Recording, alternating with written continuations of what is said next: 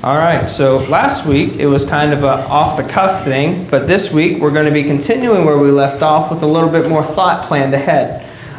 So we ended in verse 17 of Colossians chapter 3 last time,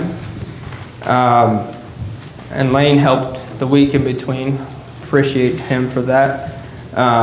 Where we stopped in Colossians chapter 3, we stopped in verse 17, where it talks about doing all in the name of the Lord, and we kind of dove deeper into that. But we're going to pick back up there in verse 18. As we go, feel free to make comments and go on side tangents. I have found while they're kind of looked down upon during a sermon, because it makes my sermons go from 30 minutes to 2 hours. In this setting, I think we're safe to do so. So we're going to start in verse 18, and we'll find a good stopping point and open the room up for discussion. It says, "Wives, submit to your husbands as is fitting to the Lord, as is fitting in the Lord. Husbands, love your wives and do not be bitter toward them. Children, obey your parents in all things, for this is well and pleasing to the Lord." Some thoughts that I had while reading over this, and I try to look out from a kind of out-of-the-box perspective.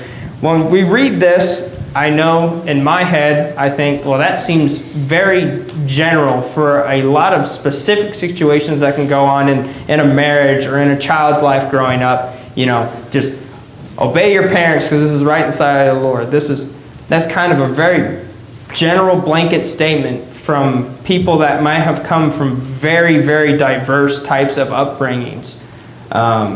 It's easy for someone like me who grew up in the church and with a loving parents and a loving family that, yeah, listen to my parents because, well, they're raising me upright. But for somebody who grows up in an abusive home, it's kind of a hard pill to swallow when they read these verses and it says, "Children, obey your parents." When, their dad might be saying, "Do as I say, not as I do," and is a hypocrite or a drunkard or abusive or whatever it may be, that's a hard pill to swallow when you look at this verse. But when we look at the context, when Paul's writing to the church in Colossae, I believe this is all under the notion that the counterparty, it has a godly mind and a godly upbringing. It says, "Wives, submit to your husbands." Well, that's hoping that the husband is a godly man and cares for his wife as he should, as we read in Corinthians and in other books of the New Testament, that yes, wives, submit to your husbands because that's the godly thing to do. That's hoping that the husband party is a godly man. So that's something I kind of want to open the room to for anyone who might have some comments about that. Well, this instruction is giving to a Christian family and setting. Verse 3 tells you that. Mm-hmm. Dying to self and hidden now in Christ. Mm-hmm. So we're not talking about the run-of-the-mill families that would not have any morals or conscience about how they're raising their kids. This is addressed to a Christian home. Right. But it's easy for a lot of people. I guess maybe I wasn't very clear with the perspective I was thinking of is somebody who maybe is trying to find the Lord and is reading the Bible, and they read this, and this might be a very confusing passage for them because it says, well, children, obey your parents. Or for somebody who is outside of the church, because somebody who might not understand the context of the scriptures, it could be quite confusing. And also, it's not uncommon for a lot of people to not know the context of the passages and use them as a general statement. Joe? Well, for me, I struggle with father. Mm-hmm. Because my father wasn't good. Mm-hmm. So, and there have been a lot, I just have not had, and then I made choices of relationships where there was abuse. Mm-hmm. And so it's more, it's more difficult to understand this. Because, like, are you kidding me? Why should I do that to somebody that's not going to live way out of it? Mm-hmm. Why should I do that when my dad abandoned me? And what kind of example is that? You know, so I understand what you're talking about. It's something that's taken me a long, long time to trust a male figure. See, verse 21 covers that. Yeah, we're going to get to that here in just a second. Oh.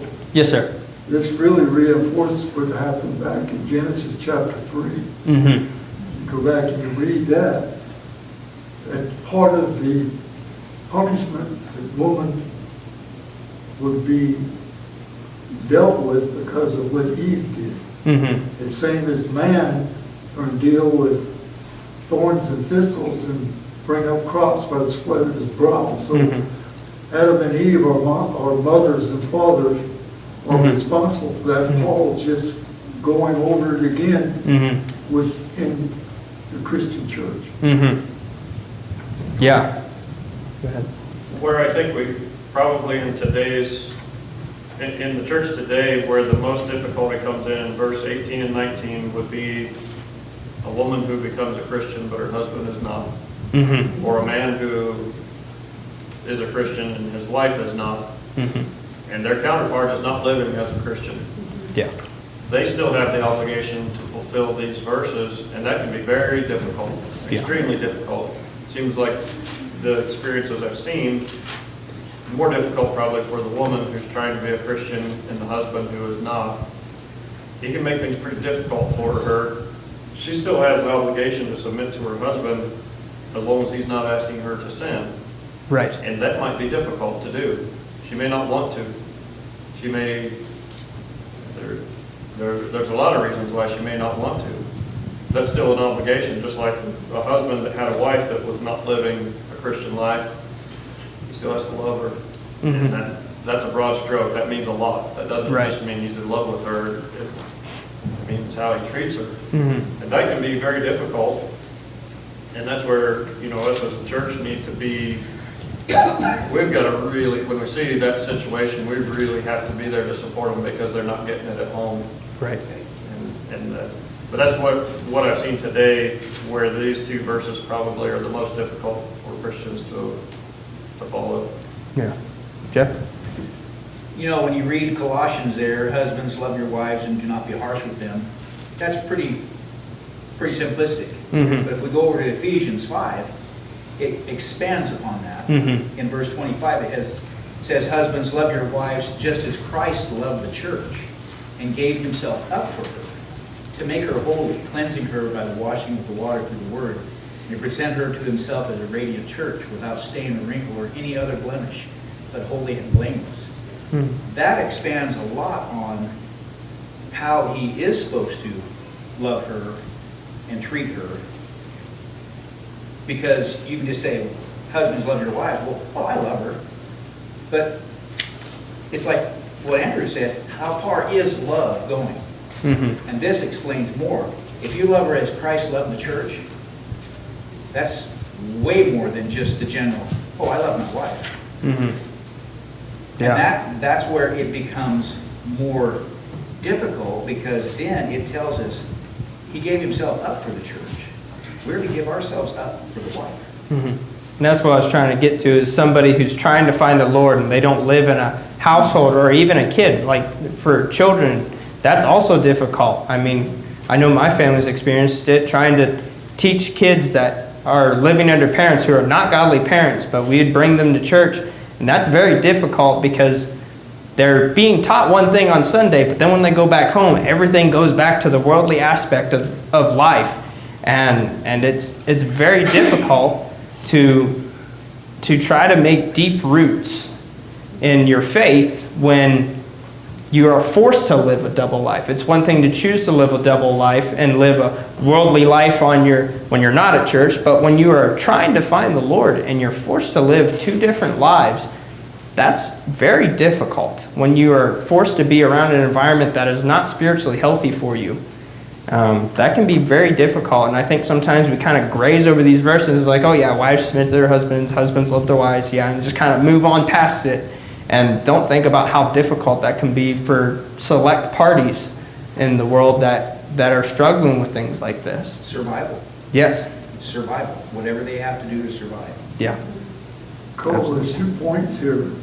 one in verse 18 and one in 20 are really similar.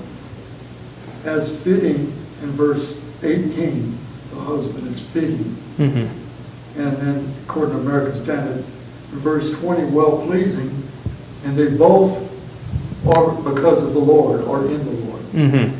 So this is not just, I don't believe it, just Christians only.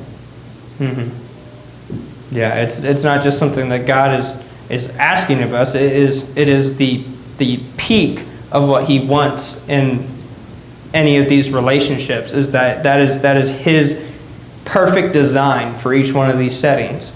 It has to do with marriage. Yes. But sometimes, unfortunately, in the world we live in, the perfect upbringing is not easy, especially in the world that we live in, with so many broken homes in it. All right, great comments. It's often used politically, Mm-hmm. but the argument that the broken homes is the cause of the degradation of our society in a lot of ways. But that's reality. Mm-hmm. Take the politics aside, God had a plan, and if we don't follow it, things are going to fall apart. Absolutely. And on a large scale. Mm-hmm. Good comments. Yes, ma'am. I saw a statement today. It says, children's children are never meant to bear the burdens of the choices their parents make. And I can see that in my grandson. If you look at Acts chapter 2, verse 44, and this is when the church was established, Mm-hmm. and they were fitting together. Mm-hmm. Verse 44 says, and all that believed were together and had all things common. Key words in there is together and common. If you take this verse that we're studying, the wife and the husband need to be together and have all things in common. A common goal, a common thing to Never. strive for. Never assume that your partner believes the way you do. Test them. Mm-hmm. Test them in everything before you marry them. Mm-hmm. Great comments. And I guess we kind of left out verse 21 in here, which it says, fathers, do not provoke your children lest they become discouraged. I guess this also can be kind of continues the thought we've been hitting on with if the home is broken, that can cause a lot of troubles. But if we continue on in verse 22, we'll kind of go to the next complete thought and kind of keep diving deeper into this. Starting in verse 22, it says, bondservants, obey in all things your masters according to the flesh, not with eye service as man-pleasers, but in sincerity of heart, fearing God. And whatever you do, do it heartily as to the Lord and not to men. How do you think this applies to us today In the workforce, in our jobs? how we work for whoever we're working for is directly related to how we serve God. Mm-hmm. The mentality to do the least possible to get by Mm-hmm. is a disservice to God. Right. So when you do your job, you do it with the goodness and intention of doing the job well, not for the sake of, notoriety or catching the eye of other people. You do Right. it because you're serving God in that point. And that's one of the things as being a nurse, that was a big deal to me. And there's a lot of people in the workforce that literally their goal is to do as the least as possible. And you can go through your whole career doing that, but Mm-hmm. you're doing a disservice to God if you act that way. Right. Or if you're trying to, sidewind people to increase your position in a job, or if you're, only showing up to work half the time, it doesn't really show a godly mentality, because a godly mentality is one of I know sometimes it's easy to kind of overlook it, but it's one of discipline and one of integrity. And if we do not have discipline and integrity in our work life, then it will show, and that does not shine God's light to the rest of the world if we're trying to cut corners, especially in our work lives. Good. Any other comments before we continue? All right. And we're going to kind of capsulize all of this thought together in verse 24 and 25. Knowing that from the Lord you will receive the reward of the inheritance, for you serve the Lord Christ. But he who does wrong will be repaid for what he has done, and there is no partiality. Masters, give your bondservants what is just and fair, knowing that you also have a master in heaven. Continue earnestly in prayer, being vigilant in it, with thanksgiving, meanwhile praying also for us, that God will open to us a door for the word to speak the mystery of Christ, which I am also in chains. For which I am also in chains. I don't know how many people in this room that this applies to as far as having employees, but I know for a lot of my employers, I wish some of them had had a more Christian mindset to them, because there's lots of people in this world that are looking to get as much out of you as they can without giving you anything in return. And while it's easy to be bitter about that,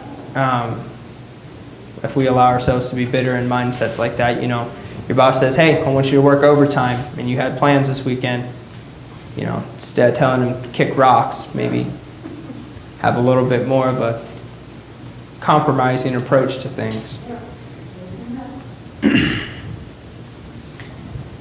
So we're going to keep reading here a little bit further, but then once you get to about verse 7, Paul gets into a lot of his brothers and sisters who are also spreading the gospel, and not so much on things that directly apply to us. They're more words of encouragement to Paul's fellow disciples that were out there teaching the gospel. So we're going to continue on to about verse 6, and then I want to jump over to Ephesians and kind of continue.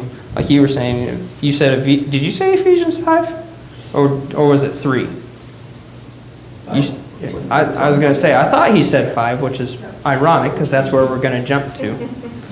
All right. So, meanwhile, praying also for us that God open the door to us, word to speak the mystery of Christ, for which I am also in chains, that I may make it manifest as I ought to speak, walk in wisdom towards those who are outside, redeeming the time. Let your speech always be with grace, seasoned with salt, that you may know how you ought to answer each one. All right. Any comments on that before we jump over to Ephesians 5? All right. And if you would turn back over to Ephesians chapter 5, we're actually going to start in verse 1. And as we go through this is going to touch on some similar points, but ones with some different approaches. Starting in verse 1, it says, therefore, yeah. Before you jump into that, yeah, go ahead. At verse 6 of where we just were, let your speech always be with grace, seasoned with salt, that you may know how you ought to answer each one. When we take the context, he started out talking about wives and husbands and children, bondservants and masters, or bosses and workers. Mm-hmm. A lot of the things that cause conflict in any of those relationships are the words that are said. And so as he's kind of bringing that thought to a close, the way we speak to one another, whether it's our wife or our husband or children, employees or our employer, how we speak to them is going to have a lot to do with whether we're able to fulfill those verses, 18 down through into the beginning of chapter 4. Mm-hmm. I think that, we kind of read over that sometimes, but I think it's pretty important that is how he closes the thought of how we handle those relationships, mm-hmm. and the importance of our speech. Right. Yes, Jeff. What Andrew said there is this talking about people, because he says up there before that, pray that I may proclaim it clearly as I should. Be wise in the way you act towards outsiders. Make the most of every opportunity. Mm-hmm. Now Andrew is saying this is how we should be within ourselves also. Right. But also every opportunity we have out in the world, we need to be wise with those opportunities, because I think, I forget where it says, but, we should have an answer for. at Be any in time. season In and out of season, out of season. Yeah. Okay, that's seasoning with salt. That's being wise in whatever opportunity we have, whether it's someone we meet in the store, someone on the street corner, an acquaintance, a coworker. We need to be wise at how we present ourselves. Using healthy, godly communication with everyone. Our communication with them has to be that is going to be, I guess, worthy of what we're trying to proclaim. Because here he's basically saying, he's proclaiming the mystery of Christ, for which he is in chains for. Okay, he was proclaiming the gospel. He's in chains. He's asking everyone at every opportunity, season your conversation with salt. Be wise, because it's an opportunity to bring someone else to Christ. And it's hard to do that if you're godly inside the home and on Sunday, but when you're on the job site, you're slandering people and you're not living godly as you should. You're not seasoning your communication and your speech with salt. And we can damage a lot of opportunities and potential Christians by not making sure that we're being seasoned with salt in every situation we encounter. Absolutely. Really, really good thoughts. First Peter chapter 3, starting in verse 15, it says, but in your hearts honor Christ the Lord as holy, always being prepared to make defense to anyone who asks you for a reason for hope that is in you, yet do it with gentleness and respect. Right. And that goes along with what he's saying in Colossians on how we need to act toward everybody. Absolutely. Really good thoughts. This is what I was kind of hoping for when we opened this up tonight. Yes. So another good verse is Philippians 1, verse 27. And it talks about, only let your manner of life be worthy of the gospel of Christ. And it's talking, this is Paul, so that whether I come and see you or am absent, I may hear of you that you are standing firm in one spirit, with one mind, striving side by side for the faith of the gospel. Right. So we are all to walk worthy of the gospel of Christ. With one mind, like it talked about in Acts chapter 2, having all things in common and being together. And that doesn't just mean that we're in the same room. That means a togetherness of mind, of goals, of things that we want to overcome. Having that unity that will allow us to help one another as we try to spread the gospel. Absolutely. Absolutely. All right, in Ephesians chapter 5, we're going to start in verse 1. Therefore, be imitators of God as dear children. Walk in love as Christ also has loved us and given himself for us, an offering and a sacrifice to God for a sweet-smelling aroma. But fornication and all uncleanness or covetousness, let it not even be named among you, as is fitting for saints. Neither filthiness, nor foolish talking, nor coarse jesting, which are not fitting, but rather giving of thanks. For this you know, that no fornicator, unclean person, nor covetous man, who is an idolater, has any inheritance in the kingdom of Christ and God. Let no one deceive you with empty words, for because of these things the wrath of God comes upon the sons of disobedience. Well, this seems, most of us, is pretty cut and dry. But how many of these things can we say that we have never partaken in? It's pretty easy to say that, well, I let Christ take over my life, so, none of that matters anymore. Well, the sins are no longer held against you, but the actions you took still happened. And it's pretty easy that once we're baptized and once we become Christians, we kind of dust that part of our life behind us, and it's pretty easy to kind of turn our nose down to people that do that. People who have any of these things. And it's pretty easy to turn our nose down to them with almost this holier than thou art kind of mentality. And it's pretty easy to forget that some of you. yes, Yeah. some of us were just as guilty. And I think even sometimes we forget that, again, God doesn't make big sins and little sins. They're all the same. Separate, the consequences may be different, but the separation is the same. Yes, Joe? Well, you can take those things in your past, like, you can take those things and you can use them as a teaching tool. Right. Plus, it opens the door for that you can relate to people that are struggling with it. Right. They can see, especially like most of the kids I had, I told you, were kids that came from real tough situations, and they could see that I made it. Mm-hmm. They could see that I had made a difference as an adult. My heart would go out to them as children. Mm-hmm. But when they become adult, they've got to make a decision on how they want to live. So I don't want to forget where I came from. I know that God has forgiven me, but I don't want to forget that because I want to be able to use that to help people and to bring them to the Lord. Absolutely. Before we kind of continue on this thought, I want us to kind of step back to verse 1 and think about what it says there at the end of verse 1. Be imitators of God as dear children. Have you ever seen a 5-year-old kid and their parent? I mean, you could ask my mom, if you'd seen me at 5 years old, I was just like Dad, all the way up until I was about 10 years old. If he had a Gerber tool on my hip, by golly, I had a Gerber tool on my hip. If he was wearing boots, I was wearing boots. I imitated every move. Lane was the same way. We imitated every move that our parents made. And as Christians, we need to be imitators of Christ. Everything he did.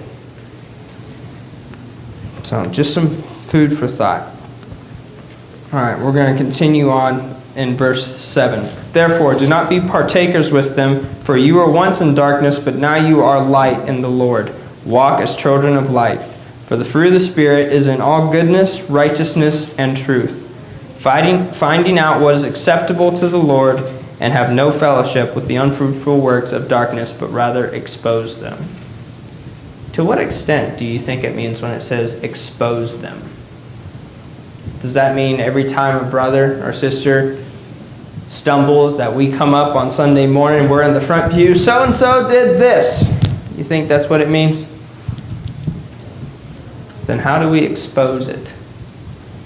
Well, it means we don't just sit back and allow things to happen and think somebody should do something about that. Right. Or somebody should say something about that. Be the one who says something.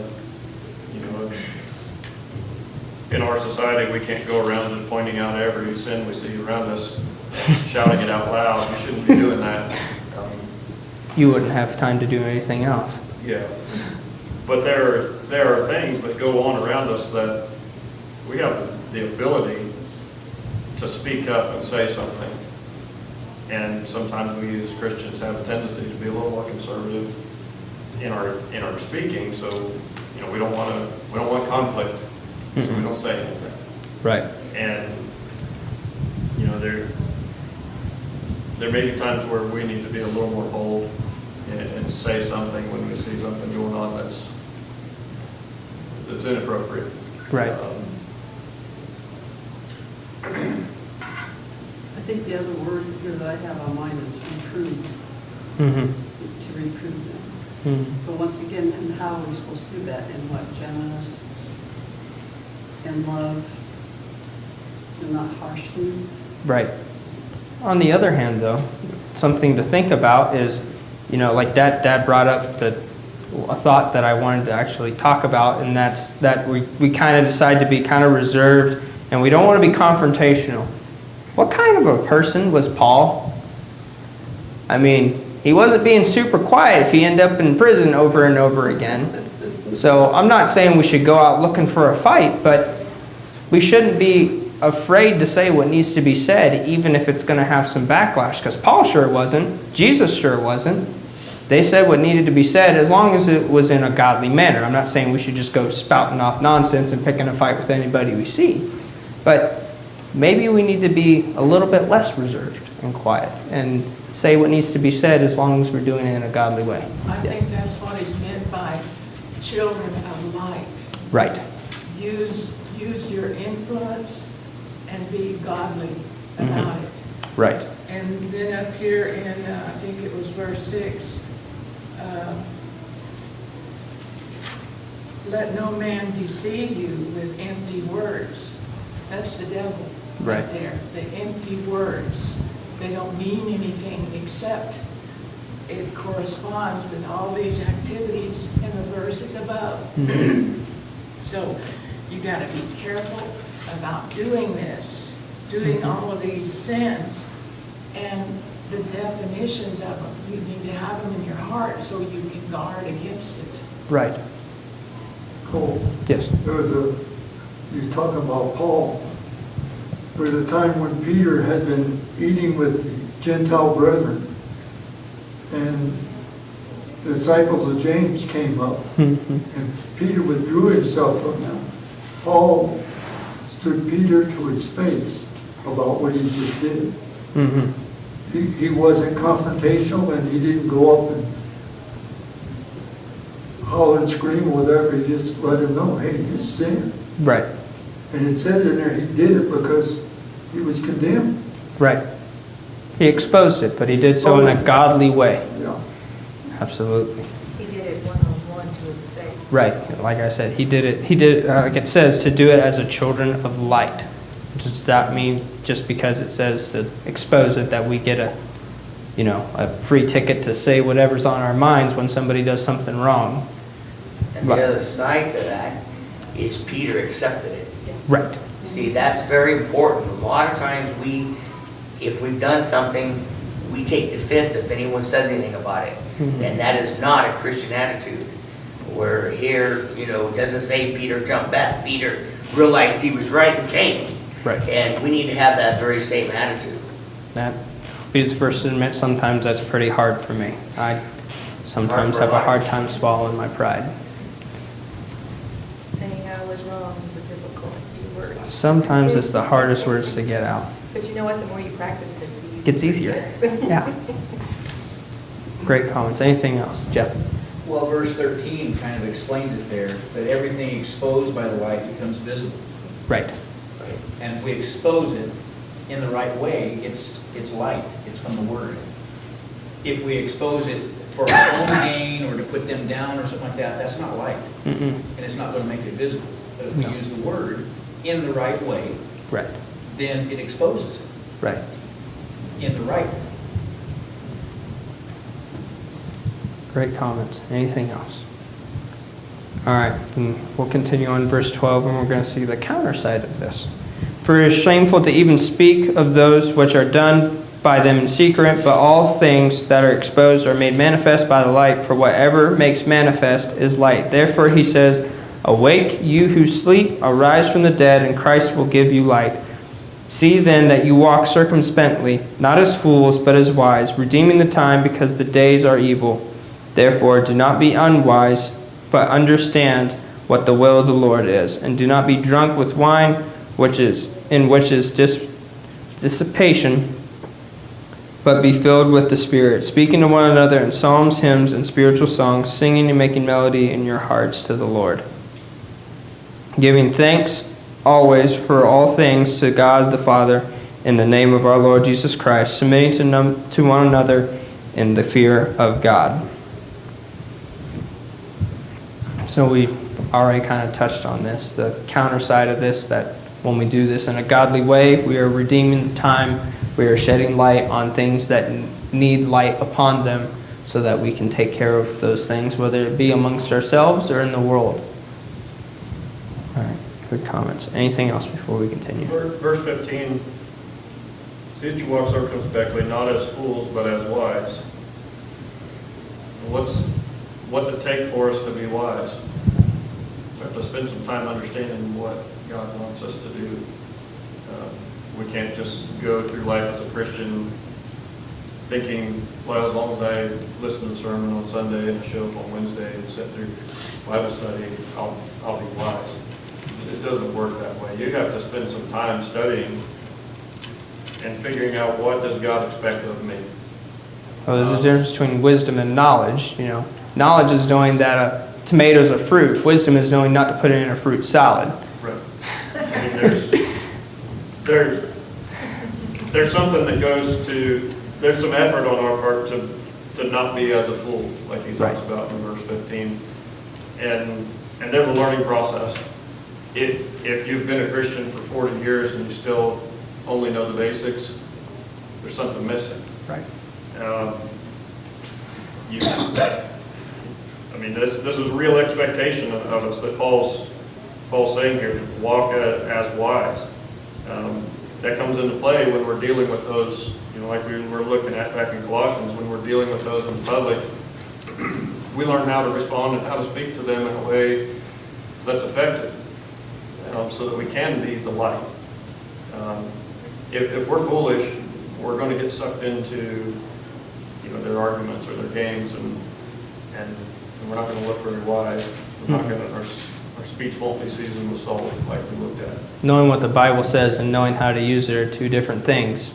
You can know how a car operates, but until you spend some considerable amount of time behind the wheel, you're not very good at it. You'll kind of stumble around for the first couple of times. It takes time. The same thing with the Bible. You can't just kind of know the general basics of it and expect to be able to know your way around in a conversation with somebody who may or may not be more well versed in the verses than you are. Knowing how they apply and where they go is important. Jeff. Well, that verse there, 17, therefore not be foolish, but understand what the Lord's will is. Right. And Jill and I's, what was it today, he was commenting on that devotion we had about the Lord's will. Mm-hmm. We can study the Word, we can pray, we can fast, we can do all these things. Lord, what is your will? But if we don't accept what his will is for us, what good did all that do? Yeah, if Right. you're not going to do it, why do it? You're not going to do it. You're doing it. That's not all the prayers and all the reading and all the Fasting, fasting. all of this If stuff. you're not going to do it, then it's not going to be good. Yeah. Right. You have to be submissive to that will, Mm-hmm. because it'll be there whether you accept it or not. His will be there. The world's full of that, where they want to take the Bible and use it like a buffet and pick the parts they want to keep and leave the parts out they don't. And it's not the way God wrote it. It's you take all of it and you submit to all of it in the way that He told us to. Good comments. Well, also in 14, Mm-hmm. he's quoting Isaiah. Yeah. There it says, "Awake, O sleeper, and arise from the dead." Yeah. And that, you think about it. And then, once you do that, Christ will shine on you. And I think a lot of times, even in the church, so many people are still asleep and don't have a clue why they're even doing what they're doing. Mm-hmm. And they're dead. Yeah. And they will not make it because they're not allowing Christ to shine on them. Arise from dying to self. Yeah. And arise to be in submission. Very serious, the points he's making there that we don't want to miss. We need to know why we're a Christian. We need to be able to give answer, and you can't do none of that unless you've studied and apply it to your life. It's all in vain. Right. Well, it's like we're reading the context of what this is talking about here, but here, when we start back up in verse 22, it's going to sound an awful lot like what we just read. It's almost going to sound like a broken record here in a second. If you continue back in verse 22, it says, "Wives, submit to your husbands as to the Lord. For the husband is the head of the wife, and also Christ is the head of the church. He is the Savior of the body. Therefore, just as the church is subject to Christ, let wives be subject to their own husbands in everything." Then we'll pick up in verse 25. "Husbands, love your wives, just as Christ also loved the church and gave himself for her, that he might sanctify and cleanse her with the washing of water by the word, that he might present her to himself a glorious church, not having spot or wrinkle or any such thing, that she should be holy and without blemish. So husbands ought to love their wives as their own bodies, and he who loves his wife loves himself." He prefaced all that in verse 21 by saying, "Be subject to one another Right. in the fear of Christ." It begins being able to fulfill that subjection starts with each other and with wives to their husbands, and all of those things work together whenever you're striving to do the will of God. It all fits together like a It's not so much being a subject to a person. By you being subject to a wife being subject to his husband, she is being subject to God. She's being submissive to the Lord. She is fulfilling her need as God, and But husband to his each wife. other, we need to remember that. Right. They're to be in subjection to each other, to a respectful to Right. each other. And that goes back to, in John 13:35, it says, by the love you have for each other, Right. will they know you belong to me. That's, I'm paraphrasing. Right. But that's our defining characteristic, and it's talking about loving each other. It's Yeah. beyond loving your enemy or loving your neighbor. We've got to be showing that love for each other and being subject to each other, being willing to take criticism when it comes, and have that mindset that was in Christ, that was willing to give up everything in order to pay the price for us. Because it's not just, you being subject to Paul, or my mom being subject to my dad, or my dad loving my mom. It's not just that. It's how you said there in verse 21, being submissive or submitting to one another in the fear of God. It's not me submitting to somebody and all their flaws, and I think it's easy for us as people to be like, well, why would I submit to them? They made so many mistakes. It's not about the person. It's about the relationship. It's about our shared goal as being children of God. It is not. We can't think. It's easy for us to think about it from a worldly perspective. Well, my husband made a lot of mistakes when he was younger. Well, he might have, but now he has made his life goal to be a child of God, and his goal is to be the head of your household, and not just to be the head of your household, but to be one that will guide his family to heaven. Exactly, and what happens so many times is we tend to be roadblocks because somebody really does want to change, and we are not letting them, because we keep reminding them of their mistakes, Right. reminding them of their failures, and I think that falls into that, being subject to each other in that, with that caveat of in the fear of Christ, in the Right. respect of Christ. We need to understand that. I think sometimes we get, I don't know if it's a way of feeling better about ourselves, that we do that, but sometimes it's hard to let somebody change. Especially if it's somebody that's burnt you in the past. Exactly. It's easy to forgive, but hard to forget. Right. And I put air quotes on forgive, because if you haven't forgiven them haven't fully, forgiven, then you'll never forget. You'll never let go of the past. Jill. Well, for me, when we were at the beginning of the lesson about how someone might look at this, when I saw this, I'm to be subjected to them in everything. That's a big word. Way you read a minute, but then when you back up to 20, as in 22, as to the Lord. Right. That doesn't mean, and the same thing with children. Obey your parents in the Lord. That means a parent can't tell the child to go out and steal something. Right. Or a husband can't tell the wife to do, Ananias and Sapphira, the story about them. He can't tell her to do something that's a sin. I mean, it's a That's not to the it's- Lord. It's not as to the Lord. But Right. when I first saw that, I went, wait a minute, And that's kind of what this is all wrapping up, is in the first half of chapter 5 we talked about, is to walk as wise and not unwise. Well, for somebody who doesn't know the scriptures enough, it's pretty easy. Well, everything, that's an awful lot. But when you understand the full context of what we're reading about here, this is what equips us to know the difference between the general statement, wives submit to your husbands, and wives submit to your husbands as to the Lord, and what extent that goes to. The world tries to make that sound like, wives, be a doormat and let your husband wipe his feet on you. That's not what God Yeah. has intended at all. No, not at all. The problem with a lot of people read verse 22, that's as far as they get, because they get the hair up on their back, and they don't want to go further to understand that they're comparing Christ to the church. Christ lived his life for the founding of the church. The years he was here on earth, he died for that. And then he goes on to say, husbands, love your wife as yourself. So you see this partnership, an unbroken type partnership that we're to develop. It's not a put down for anybody.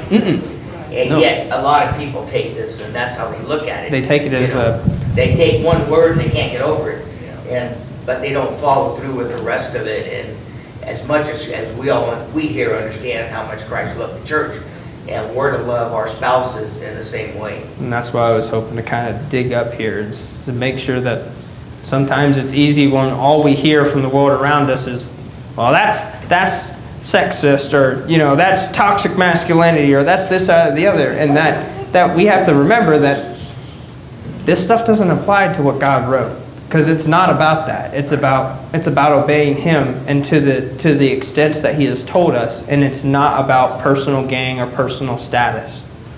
Jeff, you have something? Yeah, the prelude to verse 24 there about wives submitting to their husbands and everything, the prelude to that is now as the church submits to Christ. Right. People that have a problem with that latter part probably are having a problem with submitting to Christ. Right.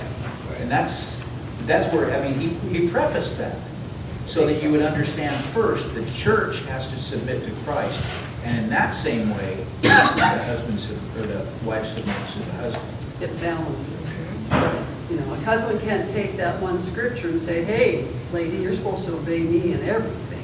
Mm-hmm. Well, he's, once again, like Jeff's saying, all this is a balance. Right. He hasn't submitted, if he's part of the church, he hasn't submitted to Christ, if that's his attitude. Right. Dad, you have something?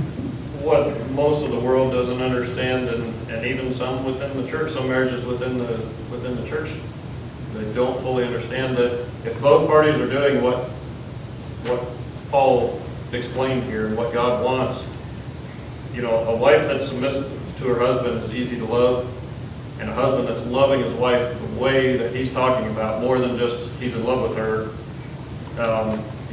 he likes her a lot. You know, Yeah. he loves her like he should. That husband's easy to submit to because he's taken the burden off of her of a lot of things. Right. If both parties are doing what they're supposed to do, it's relatively easy. It is the perfect plan. I've seen it. I know. So, Yeah.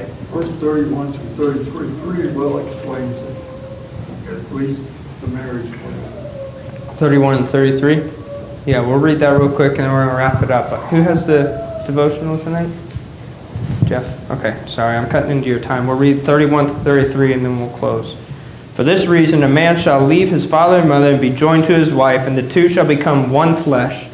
This is a great mystery, but I speak concerning Christ and the church. Nevertheless, let each one of you in particular so love his own wife as himself, and let the wife see that she respects her husband.